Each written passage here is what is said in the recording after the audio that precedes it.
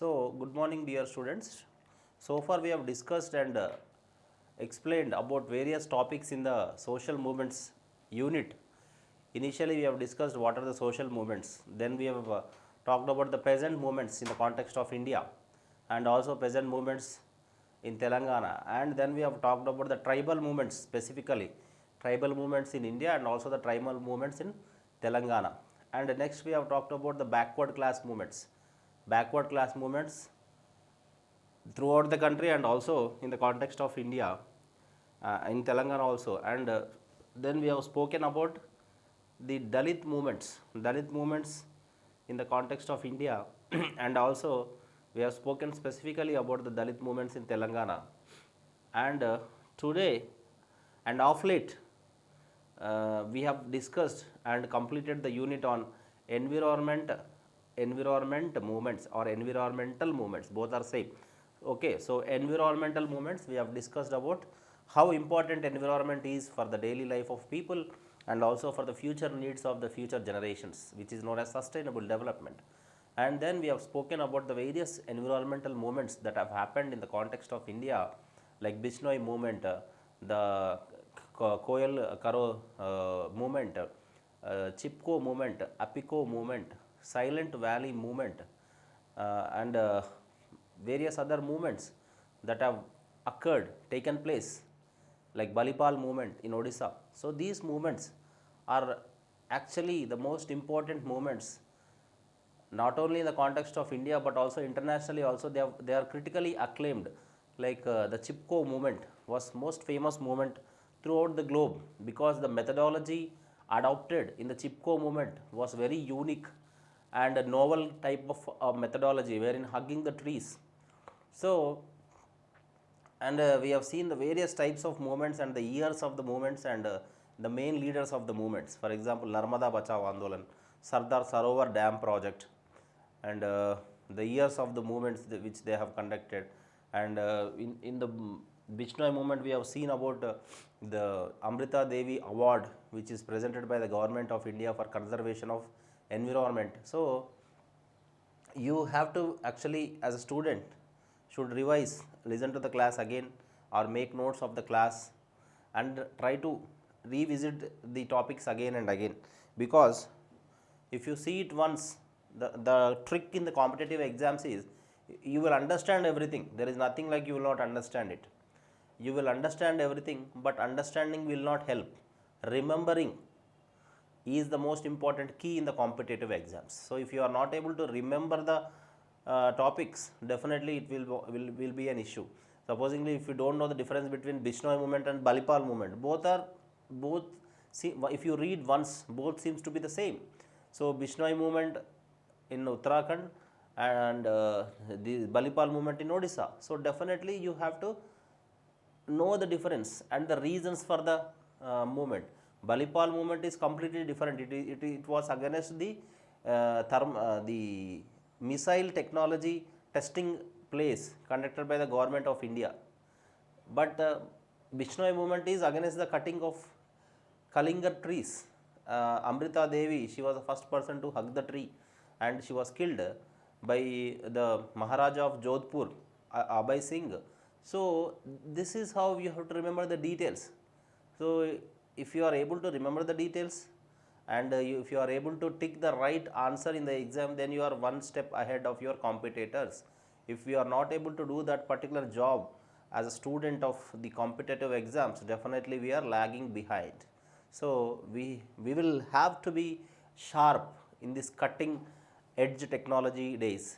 Today's days are known as cutting edge technology days and also cutthroat competition days, cutthroat competition. So in this cutthroat competition, your throat may cut in at any question. So you should be very extra cautious, extra careful to actually pick the right answer, because the statements and the options in the multiple choice exam are very nearby. Earlier they used to give the two easy statements to get eliminated, but now four options, they are giving very nearby statements. So if you are not having the clear information, definitely no one will help us. So what I am trying to give you a knowledge, a fundamental point a suggestion or an advice to my fellow students of tomorrow, the youth of tomorrow, is that you have to be very, very extra cautious in remembering the information. No one will tell you this when you are preparing. They simply say that you understand the topics. Understanding is not enough. Understanding, yes, it is a primary prerequisite, but after understanding, definitely you have to remember the information. It is about information, it is about memory also. People discard saying that it is not related to the memory, but it is also related to the memory. Okay, let me tell you a question. In 2023 June 10th, June 11th, Group 1 exam has happened for the second time in Telangana. There was a question which was given on the major acts that has happened in the India and the years. For example, Manrega Act, Food Security Act, Right to Information Act, Right to Education Act. Years he has given to match. Only one option was wrong, other were right. So you have to know the year also. So you cannot ask TSPSC that why have you given this question which is memory based. No, we don't have an option. So we will not read all the acts together and the years suddenly, but you will have to remember the year when you are studying about Manrega, when you are studying about Food Security Act, when you are talking about right to information, when you are talking about right to education. It's as simple as that. Okay, so every time when you are reading, be extra focused, extra cautious, and try to retain as much of information as possible. So why I am giving you this GAN very early in the morning is, no, there is no use if you are not able to do these tricks and do this revision things for the exam. If you keep on listening to the classes, keep on feeding the information to your brain, if you are not doing revision and not revising it, definitely not useful. So let me go back to the topic. This is the GAN that I have given to you for today.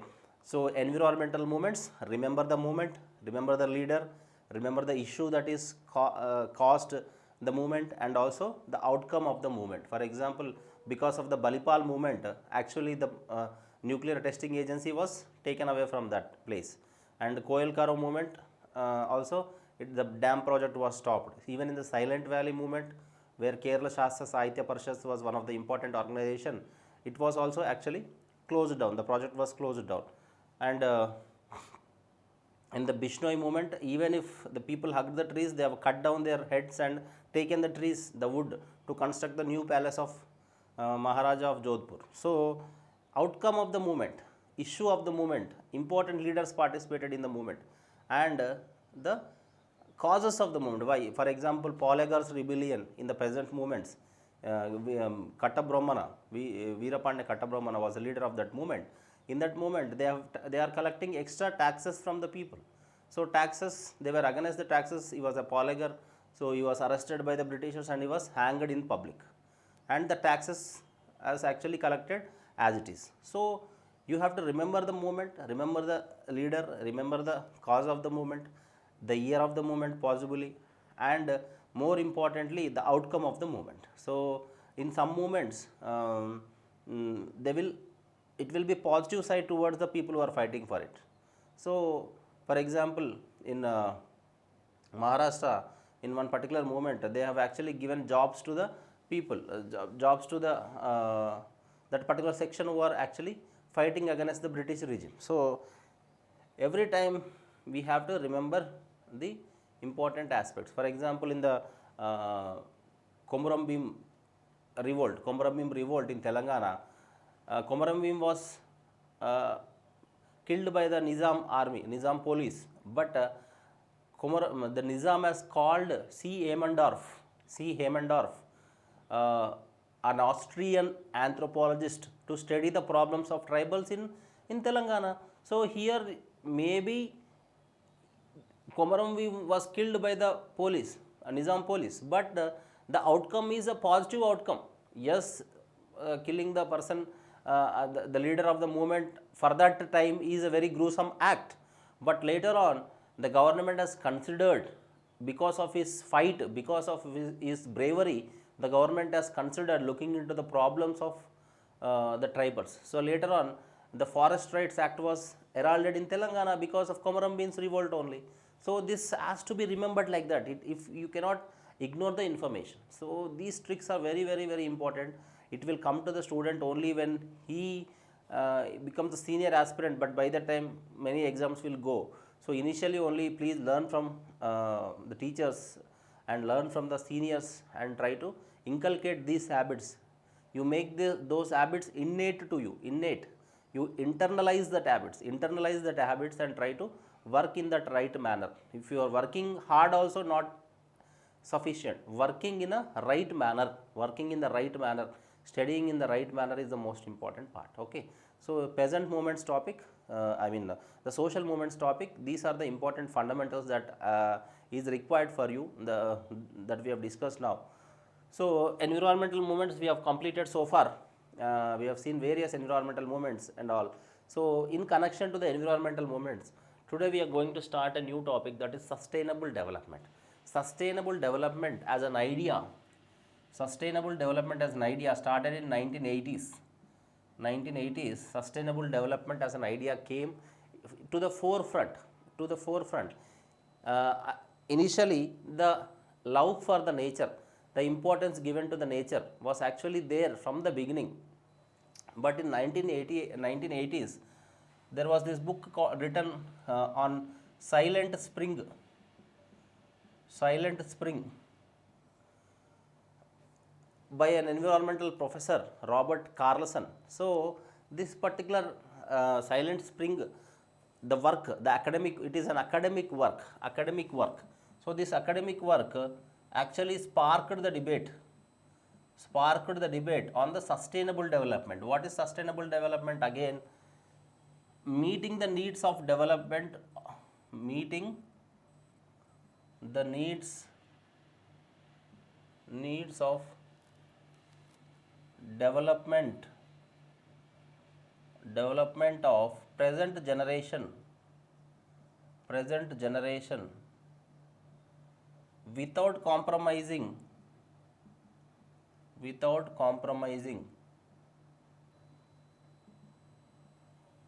the needs of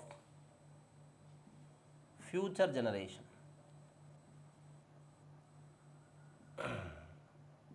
Supposingly in a home, if the food is cooked by five people, but initially 3 people will eat and 2 people will be later on, they will come to the home after the office in the later time. So first 3 people only eating all the food, what will the other 2 people eat when they come from the office? So simple, it is as simple as that. So current generation people today, if they are using the resources and exhausting the resources like fossil fuels, like non-renewable energy resources like coal, oil, natural gas, if these resources, for example, the water resources, the air, creating air pollution, using the air more. For example, if you are polluting the air, it means you are using the air more. So air, water, atmosphere, fossil fuels, non-renewable energy resources, coal, natural gas, etc. If for example, soil, over excess consumption of soil by doing excessive intensive agriculture, chemical based agriculture is also not a sustainable way of doing agriculture. So doing a injustice to the future generations but for your own development, economic development, your own economic development is not a sustainable development. Sustainable development simply means to look after the future, to be caring in the mind about the future generations in relation to the nature. For example, not in relation to the economy, you don't get mistaken with that. Supposingly, you are accumulating lot of wealth for your future generations is not sustainable development. For example, if Ambani is starting a new chemical factory and killing the environment and accumulating lot of wealth for his 10th future 10 generations is not sustainable development. Conserving forests, conserving fossil fuels, conserving nature and giving good atmosphere, air, water for the future generations is sustainable development. Simple as that. So why this sustainable development as a debate sparked in the world scenario? Because there was a debate that was going on between the economic development, economic growth versus economic development.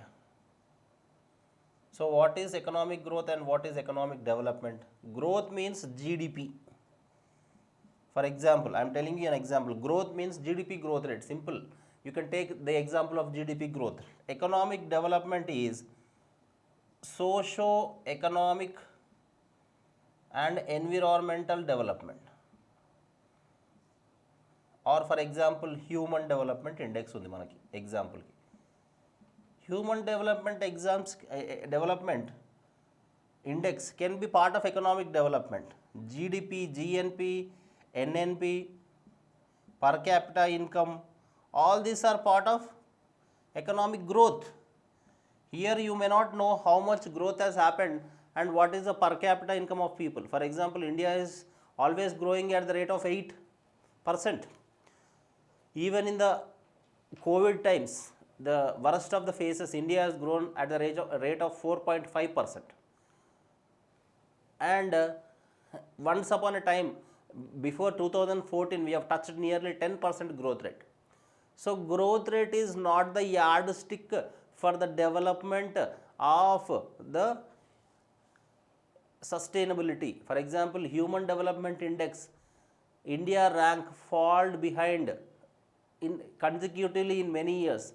In the press freedom index, we are very low. In the happiness index, which is released very recently last week, in the happiness index, India's rank is 126. 126 is the rank of India in the happiness index. We are bad than Pakistan, Bangladesh, Nepal and Sri Lanka in the happiness index. But in the growth rate, we are much ahead. We are the 6th largest economy of the world. So understand this difference. So growth is different, development is different. Growth is a quantitative concept, development is a qualitative concept. Quantitative, qualitative. Understand this word. This is quantitative. This is qualitative. So sustainable development is qualitative. Why we are discussing all this? Because sustainable development is a qualitative concept wherein the future needs of the people should be kept in mind when you are doing the economic development. Supposingly you are constructing a dam project, killing hundreds of trees and submerging tens of villages for the dam project, and you are tampering with the hundreds of species in construction of that project. That species, that organisms, that new species which are only endemic to that particular area will exhaust, will get extincted. For example, this dodo bird, there is a bird called dodo bird in Mauritius island. Dodo bird, check in the Google. Dodo bird. This dodo bird is very important for the ecosystem of the Mauritius, but unfortunately this dodo bird got extincted and the ecosystem of the Mauritius and the Mauritius islands got completely changed. For example, vultures, these vultures, you know, vultures got extincted because of diaflonac, this medicine that is used for the cattle. So when this cattle used this medicine as a painkiller, when these vultures has eaten the dead carcasses of the cattle, there is an extinction of these vultures. If at all vultures completely got extincted from the ecosystem, there will be lot of change in the food web and in the environmental food cycle. So all the species are very important for the environmental development. Environmental sustainability. Sustainability is directly related to the sustenance of the living organisms on the earth. Here we always, even in the sustainability concept, we are human beings are hypocrites, because we always think about ourselves. Our species will end, our species will be in a problem, our development will stop. No, there are hundreds of thousands of other species which are also living on this planet Earth like you, boss. If at all you are, it means you are only running the world. No, you are not running the world. You are one of the species. That diagram that we have seen the last time. If you are, this is the world. This is organisms like snake, lion, elephant, vultures, sparrows, crocodiles, various other organisms, algae, bacteria, uh, birds, various birds, and human beings. So like this, you are part of this whole story. You are also part of the other species, but because of the development ideas, because of the, I mean, because of the, what do you say, invasion nature of the human beings, we think that we are at the center of this. I am the center of this universe, I am the center of this whole food web. But unfortunately you are very vulnerable. If at all one species from this is removed, one species from this is gone, you are also gone. Simple. So simply speaking, this particular, in the food chain, in the food web, in the economic setup, if you are not able to follow the guidelines of the food nature, definitely you are under the threat. So this is how we are thinking that we are the boss of the universe. We are not the boss, we are only part of the universe. So simply, going back to the sustainability concept, if you are part of this here, if you think you are part of the nature, you are being sustainable. But if you are only thinking about the growth all the time, growth, you are in the between this and definitely hampering with the sustainability of the nature. Okay.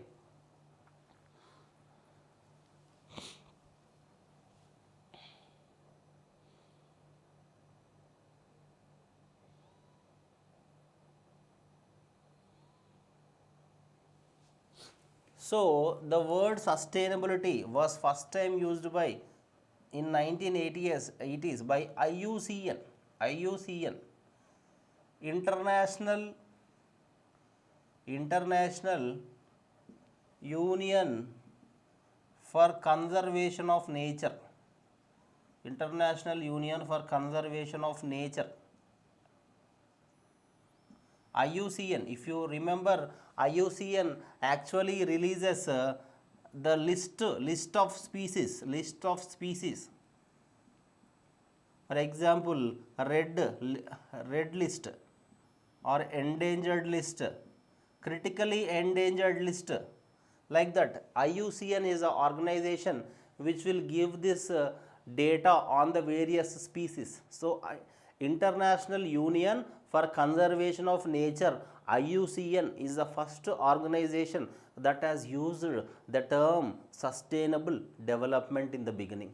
And most importantly, the Brundtland Commission, Brundtland Commission in 1990 made this sustainable development, SD, sustainable development term more famous. Sustainable development was initially used by IUCN and the Brundtland Commission.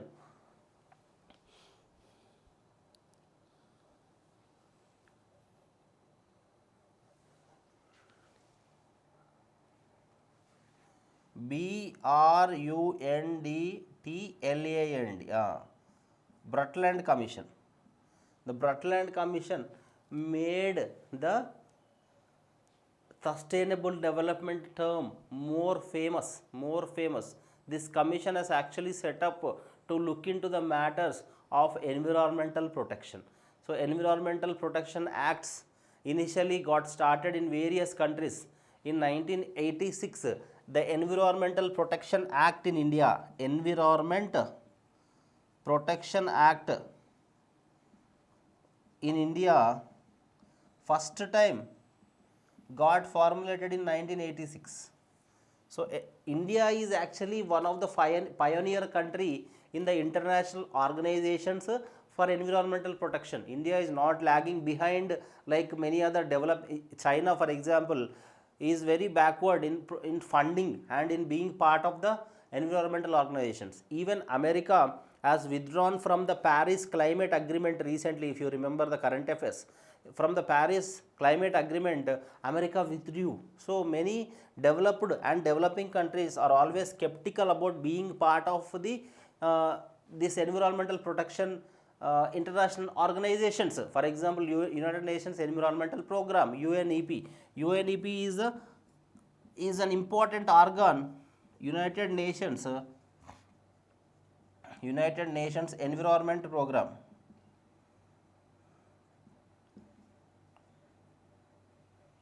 UNEP, United Nations Environment Program, is an arm of UNO for environmental protection. So India is one of the biggest funder, biggest part of this UNEP. Similarly, there are many countries, Scandinavian countries, they are part of these organizations at a high scale. But countries who are tampering with the nature, there are three important emitters of greenhouse gases in the world. First is China. China is the first one now, surpassing USA. USA second, India third. In what? In carbon emissions. Carbon emissions. Carbon emissions, what happen? Greenhouse gases. Greenhouse gases are produced. So in this, definitely there is a lot of difference that is produced by the participation of India in this international organization. So what is greenhouse gases? For example, in the environment, there is the sun, there is incoming solar radiation. So like this, on the water and also on the land, the sunrises will fall. So in this sunrise, the heat will be there. The heat will be produced. So heat will be there in the atmosphere. But what happens after the sun is gone? I mean, sun went to the other side, or in the rotation of the earth. So what happens? This air reflects back. This hot air reflects back. So this is known as incoming solar radiation, ISR, outgoing solar radiation, USR. So ISR is not equal to USR is a problem. So how much, for example, 200 or 200 units of solar energy came to earth, just think like that example. So if at all 200 units of solar energy goes back, then there is no problem. But because of the carbon emissions, for carbon emission gases like carbon monoxide, methane, and many other gases like helium, so ఇలాంటి gases, greenhouse gases list ఉంటుంది చూసుకోండి. So in these kind of gases actually trap this outgoing solar radiation. USR ni ఇది ఆపేస్తుంది. These gases will stop the USR, outgoing solar radiation. So because of that, what happens? Some of the heat will be trapped inside the atmosphere of earth. Earth atmosphere లోనే కొంత మిగిలిపోతుంటుంది ఈ particular warmth. That is why this global warming phenomena occurs. Warming means what? The atmosphere is becoming warmer, heat. So in the heat budget, it is also known as heat budget. So heat budget will be increased. Greenhouse gases will reach the global warming. Global warming will lead to the ice sheets melting or glacier melting. Interestingly, submerging of islands and archipelagos, etc. will happen. So slowly what happens? That will have a negative impact in almost all the aspects of environment. So these kind of carbon emissions, that is why there is a concept that was started by IUCN, that is carbon credits, CC, carbon credits. If at all any particular country is emitting lesser than the given limits by this organization, so they will get a carbon credit. If at all any country is emitting more than the carbon limit, they will have to pay for the country which is emitting less. So there is this international agreement in the conference of parties that has happened in the Rio Earth Summit. So these carbon credits are the most important for the environmental protection. So India is emitting more, but within the limits of the carbon credits. So all these issues will lead to some or the other way of environmental degradation. That is where the role of sustainability development comes. So sustainable development as an important issue was started in the IUCN, International Union for Conservation of Nature, in the 1980, and it was made more famous by the Brundtland Commission initially in the 1990s.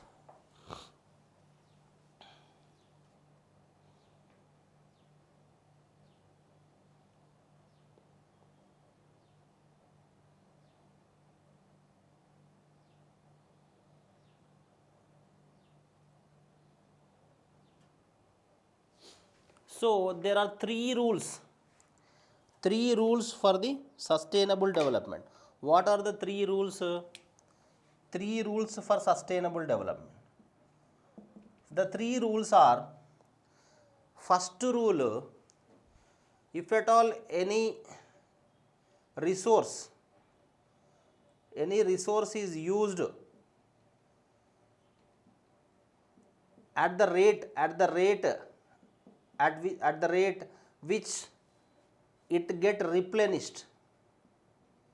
Supposingly, if you are using 1 liter of water, just assume as an example 1 liter of water, so that 1 liter of water should replenish in the same time. In one day you are using 1 liter water, 1 liter water should be replenished immediately in the nature. That is a sustainability development. If at all only 10 milliliters of water or 50 ml or 500 ml, half liter వచ్చినాయి అనుకోండి water నేచర్లో, మళ్ళీ 1 లీటర్ని use చేస్తున్నావు. So you are not meeting the requirement, the rule of sustainable development. First rule is resources usage at the rate of replenishment is the first rule. So 1 liter of water you are using, 1 liter should be replenished immediately. So replenishment is not in our hand, resource regeneration is not in our hand, but usage is on our hand. So if at all 500 ml of water is only getting regenerated every day, so use only 500 ml. That is the idea of sustainable development. So that is the first point, resource usage at the rate of replenishment. Supposingly second one, resource usage at alternative resource, at the rate of alternative resource. So let me explain this. First, if at all you are using the hydroelectric power, same level of energy should be conserved again in somewhere else. Or supposingly you are using trees, 100 trees you are using to make furniture. 100 trees should be planted, or 100 trees should be already in a growth stage in some other place. So one resource you are using, other resource you are actually balancing it. So this is the second rule. So if this rule is passed, rule is met, then you are sustainable in nature.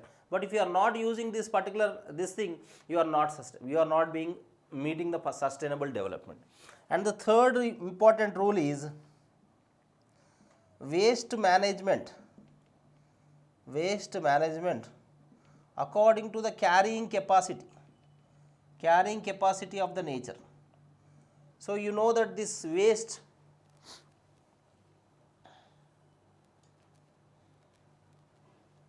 the polluting natures, the polluting agents in the nature are very high. For example, carbon monoxide, methane and all, and waste disposal, the biodegradable waste disposal, chemical waste and industrial waste, all these are dumped in the nature. So if this is increasing at the rate of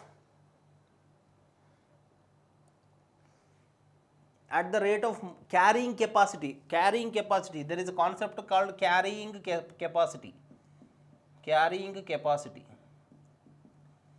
So if the carrying capacity of the nature is exhausted with this disposal of waste, then you are against the sustainable development. So three important rules. First rule is resource should be replenished, simple. Second rule, resource should have the alternate resource.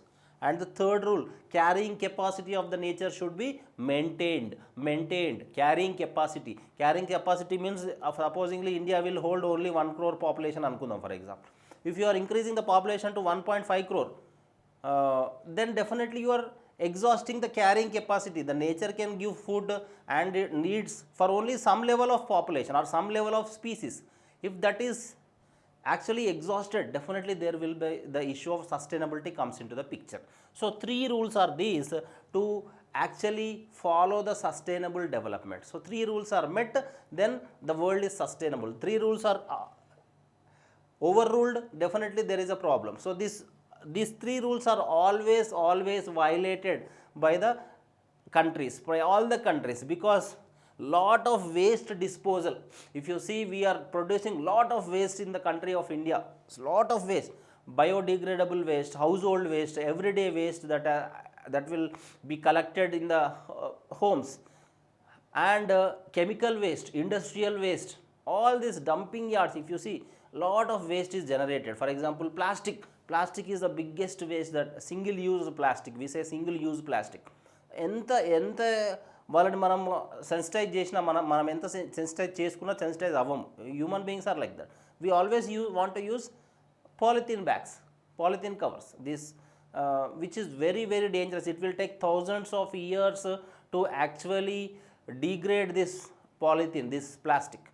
So we may get lot of questions, why the government will not ban, why the people will stop using, ivanni questions.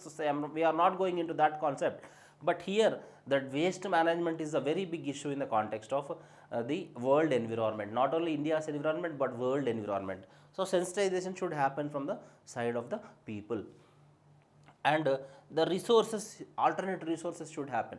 For example, if you are using the natural gas or liquefied petroleum gas, you may use the biodegradable gobar gas or any other biomass energy for the replenishment of the resources that we are already using. For example, we are using the electricity which is produced by thermal energy and hydel energy. 90% of the energy needs in India are met through 60 to 70% is thermal energy, and rest to 12 to 15% is hydel energy. Hydel energy, we are constructing dams and tampering with the nature. Thermal energy, directly we are taking the coal from the underground, from the nature, and this coal also is producing the fly ash. There is fly ash concept. Fly ash kuda environment ni paadu chestadi, and we are also digging the mining for coal. So both are environmentally very toiling, environmentally very demanding, but we are only using on that. So sustainability, what we can do, we can actually use the solar power. We actually, traditionally speaking, Indian people have the usage of solar power, because in winter, if you remember, we go and stand in the sun. We actually dry our food items on the top of the building. Our farmers dry their agriculture produce on the roads in summer. So in this way, we are already using the solar power, traditional methods, traditional usages, but we also have to use this particular solar energy for the conservation of energy. So there is this solar energy plants coming up. This infrastructure is very high, so infrastructure cost is very high, but we have to tap the resource of sunlight, because India is a tropical country, as you all know, is very near to the equator, where the sunlight is very high, falling on that particular place on the earth. So we have very good amount of sunlight. So tapping the resource of the tapping the resource of our sunlight or the solar energy will act like a beautiful resource, alternative resource for the hydel energy and thermal energy. So like this, any type of sustainability is very very useful. For example, wind energy is also one sustainable method wherein we will use where there air flow is more in the mountainous regions and in the plateau regions, highlands. If you are putting the wind turbines, yes, the initial cost is very high, but if you are using the wind energy, it will produce a lot of generation of power. So like this, we can go to the sustainability ways using the electric vehicles instead of our fossil fuel used oil based vehicles, which will emit lot of carbon monoxide into the air. We see 99% of the vehicles in the context of India are the oil based or petrol or diesel based vehicles, crude oil based vehicles. We will have to shift immediately, I mean as soon as possible. For example, in Delhi, the capital city of Delhi, this CNG buses, all the buses are CNG buses, compressed natural gas buses, green buses, green. And even in the budget, we are going for the green climate fund, green budgeting. So this CNG is used more, started used by the various organizations of the government slowly, but the rate at which it is growing is very slow. The rate which it is going is very slow.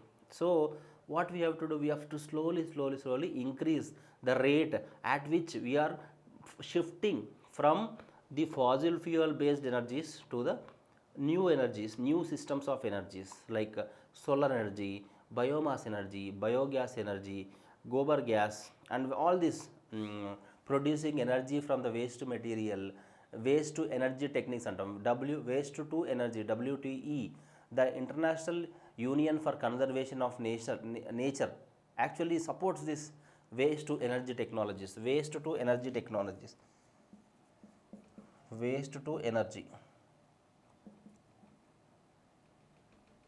WTE, waste to energy technologies.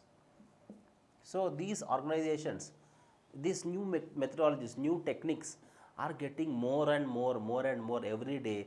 But at the rate at which we are tampering with the nature is very high in the context of the world environment.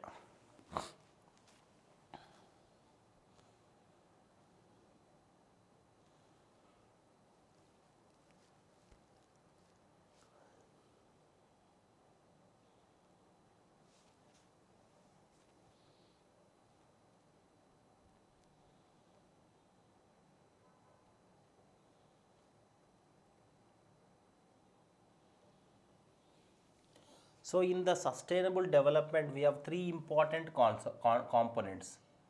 Three important components: social component, economic component, and environment component.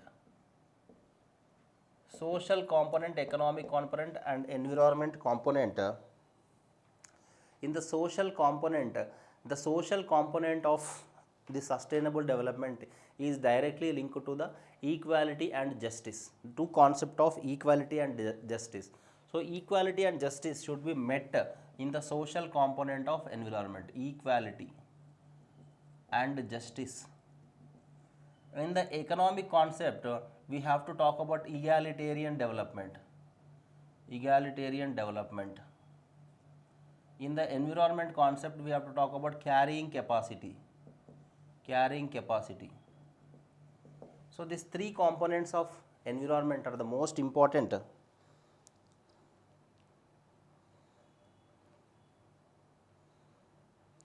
So the natural capital of the environment should be maintained in the environment concept of the sustainable development. Social component of environment, because the nature has everything for the man's needs, but not to meet the man's greeds. We say that. So few people, the power, the mode of production, the nature is tampered by not all the people, but few people, few business houses, the capitalists. The capitalism is one of the important hamperer of the environment. So social component of the sustainable development should look at the equality and justice. The component of equality should be maintained in using the nature, using the conservation of nature. For example, in the chipko movement, if you remember, actually when the local population were asking for the trees, the ash trees, to make the agricultural tools, the government did not respond, government stopped them. But when a sports industry groups came for the same trees, they have given the permission. So simple example that we have seen the other class only in the environmental movements. So definitely the egalitarianism should be prevailed. For example, if the tribals are ready to collect the forest produce or any forest based roots and all for their consumption, the government will stop them under the biodiversity act. But if at all a company like Tata's come to start a project, they will give them the chance to do that. We have seen that in the example of Chilka Bachao movement. In the Chilka Bachao movement, the local fishermen, they were using the fishing culture in the Chilka lake. They were stopped. But when Tata came up with a commercial aquaculture of prawns, they have given the permission. So there started this whole movement of Chilka Bachao movement, Chilka Bachao Andolan. So these are the examples that we have seen very recently. There are hundreds of examples wherein the social component of environment is not met, and only few industrial houses, the capitalists, will tamper with the environment. That should be taken care of by the international unions like IUCN, UNDP, UNEP, and the Brundtland Commission, various Earth summits that will happen every 20 years, 10 years, and also the conference of parties, COPs, that happen every time. So the social component is looking at these aspects, and the economic concepts of sustainability is looking at the tampering of the nature in alignment with the future needs. So economic growth versus development that we have seen here is very much relevant to the economic component of the sustainability development. And next is the environment should be carrying capacity. The nature should be conserved. The nature should be conserved in alignment with the carrying capacity of the nature. Definitely that should be taken care of.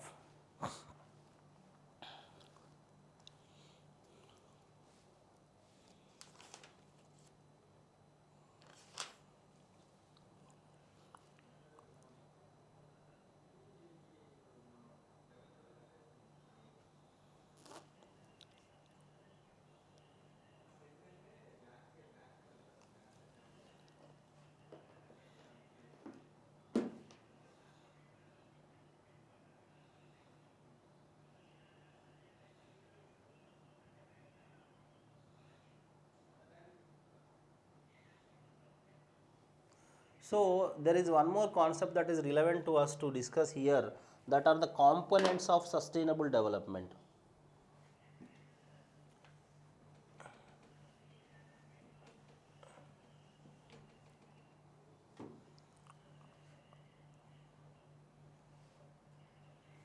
Objectives of the sustainable development. Objectives of sustainable development. In the objectives of the sustainable development, the first objective is increase of growth or income. Increase of growth or income is the first objective of the sustainable development. And next one is continuity of development.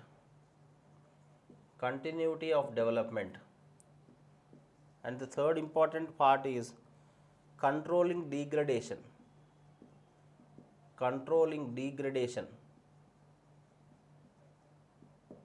And the fourth important component is protection of biodiversity.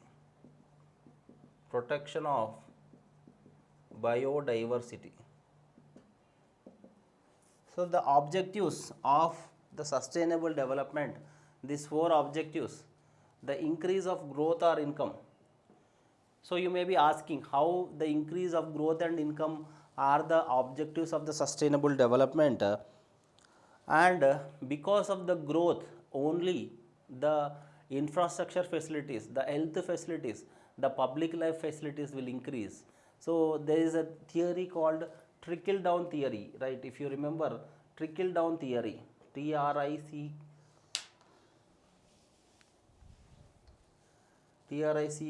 trickle down theory. So trickle down theory is basically if the growth rate is high, if the growth rate is good, then the fruits of the development, the fruits of the growth will go to the next levels, trickling down, trickling down. So supposingly if something is falling from here, it will trickle down to the earth, right? Trickle down from various layers. So if you see the cultivation types, the terrace farming, there is a concept of terrace farming in the northeastern regions. Land will be like this as patches, so it will trickle down, water will trickle down downstairs like this. So trickle down theory will happen, trickling down of the growth rate will happen to the public life, will happen to the health of population, will happen to the infrastructure development only when the development and growth happens. So growth and income, income of the poor people, income of the below poverty line people, income of the middle class should increase with the nature. For example, a factory of paper got started in a particular place, they will use the eucalyptus trees, use the various oils, but also give employment to thousands of people, but also will give employment to hundreds of women who are very very backward, who are not having a basic necessities also in the villages or in a place where the industry is constructed. So the development definitely will look at will definitely look at the development of the poor population, development of the backward population. So increase of growth and income sustainably is the question here. So why we are discussing these points, let me tell you which of the following are the objectives of sustainable development: continuity of development, controlling degradation, protection of biodiversity, increase of growth and income అని వాడు ఈ 4 ఇస్తాడు. మీరు ఏం చేస్తారు? Growth ఎందుకు, income ఎందుకు, sustainable డెవలప్మెంట్కి సంబంధం లేదు కదా. బికాస్ సస్టైనబుల్ డెవలప్మెంట్ అంటేనే నేచర్ని కన్జర్వ్ చేయడం కదా. Increase of wealth, increase of గ్రోత్తో ఎన్విరాన్మెంట్ని మనం డిగ్రేడ్ చేస్తాం కదా. ఇది ఆప్షన్ కాకుండొచ్చు, ఇది ఒక్కటి తీసి కంపల్సరీ ఏదో ఒకటి డిలీట్ ఉంటుంది కాబట్టి ఇది డిలీట్ చేద్దాము, ఈ 3 పెడదాము అని మీరు ఏం చేస్తారు? 2, 3, 4 పెడతారు ఆప్షన్. ఒక ఆప్షన్ 1, 2, 3, 4 కూడా ఉంటుంది. మీరు దీన్ని అసలు చూడరు, దీన్నే ఫస్ట్ డిలీట్ చేస్తారు. 1, 2, 3, 4 you will delete it first, because you feel that growth and income are against the sustainable development. Yes, which seems to be like that. Yes, which seems to be like that. But growth and development is also the component of sustainable development. That is where the class is required. That is where a teacher is required for you. If general knowledge works, general thinking works in the exam, then what is the need of all this? Right? You will only imagine, yes, come, the right answer, come to me అని పెట్టి మీరు పెట్టేసుకుంటే వెళ్తే మీకు job వస్తుంది. అలా జరగదు my dear friends, my dear boys and girls. So please understand here this increase of growth and income is also part of the sustainable development components or objectives. So that's where you have to learn these kind of topics. ఎప్పుడు IUCN red list, Brundtland commission ఎప్పుడు ఏ year, ఈ మన various issues, for example we're talking about economic growth versus development, human development index, silent spring, ఇలాంటి వర్డ్సే కాకుండా ఈ statement based questions ఎక్కువ అడుగుతున్నారు ఇప్పుడు ఎగ్జామ్లో, if you remember. So these kind of questions are asked more in the exams today, which are related to your logic, which are related to your reasoning capacity, which are related to your conceptual clarity. Everyone knows that in the sustainable development they may ask you about the Rio Earth Summit or IUCN or UNFCC. ఇవి అందరూ చదువుకొని వస్తారు. But వాడు question ఎక్కడి నుంచి అడుగుతాడు? ఇలాంటి conceptual నుంచి అడుగుతాడు. అప్పుడు మీరు you will fall in the trap. So trap is concepts. So concepts also need to be understood. So here if you go to the objectives of the sustainable development, first objective is the increase of growth and income, and next one is continuity of development. Con-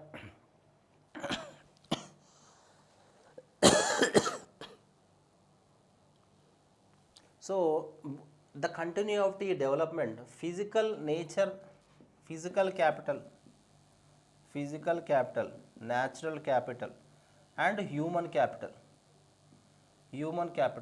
should be in continuation.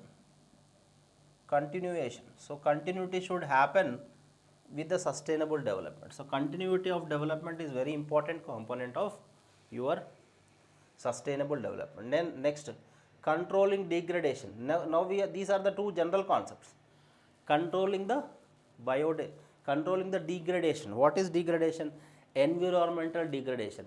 In the environmental degradation, again, air quality degradation, water degradation, soil degradation. Soil degradation is one of the more important concepts. You know, soil degradation happens when, because of various issues, because of an issue called monoculture. If you remember that movement in Karnataka, where the farmers protested against the eucalyptus trees, and teak wood trees. Continuously, the government was using these lands to produce eucalyptus trees and teak trees completely, continuously. So what happened? The resource of underground water and soil capacity, soil fertility has gone down. So on this also there was movements happened in India. So environmental degradation includes air quality degradation with the increase of carbon monoxide, with the increase of various greenhouse gases. For example, the environmental degradation in Delhi because of the stubble burning. Stubble burning is an issue in Delhi. The farmers will burn all the excess, the waste of after the wheat cultivation. That is called as stubble burning. ఆ చెత్తనంతా వాళ్ళు కాల్స్తే ఆ పొగ వల్ల కూడా ఢిల్లీలో pollution పెరుగుతుంది. So in various ways environmental degradation can happen in various ways. And Delhi air quality index, you know, it is one of the worst in the world. So environmental degradation includes air quality, water quality. Majority of the water bodies in India now become non-potable. We say potable water, non-potable water. So potable water, దొరికే water bodies మనకు తక్కువ అయిపోయినాయి. Now it is very common phenomena that we're using all mineral water plants and also this air the water purifiers. So what is the use of purifying the water with a mechanical system? Because all the water bodies in India nowadays becoming non potable. Potable water manaku dorkatledu, normal water. So environmental degradation, the controlling of degradation includes air, water, environment, etc. So all the aspects of degradation that is happening, air is getting degraded, water is getting degraded, soil is getting degraded, forests are getting degradation by deforestation. So all these are the components of this degradation. And next is protection of biodiversity. So the biodiversity should be protected. What includes in the biodiversity? We always say biodiversity. What is biodiversity?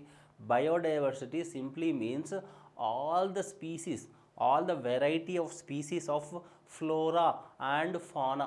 We call it flora and fauna. English lo flora and fauna antam. So flora and fauna is simply means all the animals and also all the plants that are actually part of the environment. So flora and fauna are the part of biodiversity. So all the species that are part of the nature, all the flora and fauna, FLORA flora, FAUNA fauna, all the flora and fauna are the part of the biodiversity.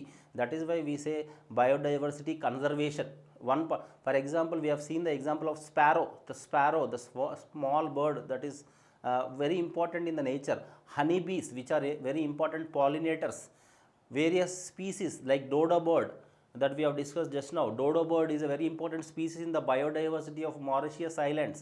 One species taken away from the food chain, one species taken away from the nature, that will have a rippling effects on the other food chains, other rippling effects on the other aspects. For example, if snakes are not there in the in the agricultural fields, they will not be able to eat the rats. Rats can directly act as an impediments uh, to the agricultural plants. And if at all there are various birds not available in the nature, they will not be eating the earthworms. For example, earthworms are very important for the compost vermi compost. For example, earlier in India we used to only use the vermi compost as the most important fertilizers. Now vermi compost fertilizers is not available easily. So all these species, all the species in the food chain has their own importance, has their role, as a niche. There is called NICHA is a concept in environment. So niche and a concept చాలా important. So every species in the nature has their own role, has their own importance, has their own role to play in the food web. For example, if sunlight is not there, there is no photosynthesis. Photosynthesis is not there, there is no food for the herbivores. No food is there to the herbivores, no food to the carnivores. So it's a food chain, it's a chain. So we generally we can assume that sun is the nature for all, sun is the source for all form of energy on this earth. If you simply understand, sun is the source for all form of energy on this earth. If suddenly sun disappears, what will happen? We also disappear immediately. It means we are also not there anymore as a species, because if sun is not there, no photosynthesis, no food, no plants, no primary producers. Secondary producers are also not there, like herbivores, carnivores. So there is the importance of every aspect in the nature. Simply like sun, each species in the nature has their own importance. So if that particular species is getting extincted, for example vultures getting extincted, directly impacted the Indian agriculture. Or some species getting extincted like honeybees definitely has an effect. Sparrows getting extincted has an effect. So effect may not be seen overnight, effect may not be seen in 1 or 2 days, effect may not be seen in a few months, effect can be seen over generations. That is called sustainable development. The effect, the issues that we are doing today, the problems that we are tampering today, the issues that we are doing today will hamper the future generations. That is where the components, various components of sustainable development are actually as importance for the future generations. That is where we will look at the importance of sustainable development. So these are the important components, these are the components of sustainable development components. So the components, 3 important rules are: resources should be used at the rate of replenishment, and resource should be used by looking into the alternatives. Alternatives are there, use the resources. Replenishment is there, use the resources. Are you producing the waste?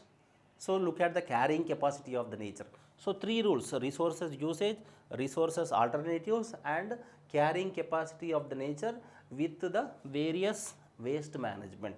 And if you see the objectives or the intentions, characteristics of the sustainable development: increase of growth and income, continuity of development, controlling the degradation, protection of biodiversity. So these are the important components of the objectives of the sustainable development. So sustainable development as a concept is actually a concept which is looking at meeting the needs of the present generation growth by not compromising the needs of the future generation, is the sustainable development. And initially IUCN, International Union for Conservation of Nature, is the first body which actually started using the sustainable development concept. And Brundtland Commission in 1990, this IUCN actually started this concept in 1980s, and 1990s Brundtland Commission has started making this word sustainable development more famous. And in the context of India, we have various environmental acts like Environmental Protection Act 1986. We will also look into the other aspects of sustainable development, but for now you understand these are the various areas. We have also discussed about the silent spring, economic growth versus economic development, how this qualitative and quantitative nature of environment is important. And also we have seen about the United Nations Environment Program, 3 rules for the sustainable development. and carrying capacity of the nature, and most important components, the components of the sustainable development: social component, economic component, and environment component. Equality and justice in the social component, egalitarianism and development in the economic concept, and environments carrying capacity in the development concept, as in the economic environment angle, environment component. So these are the important areas as an introduction to the sustainable development we have seen. Next we will also look into the various aspects of the environment, various international organizations which are related to the environment and sustainable development.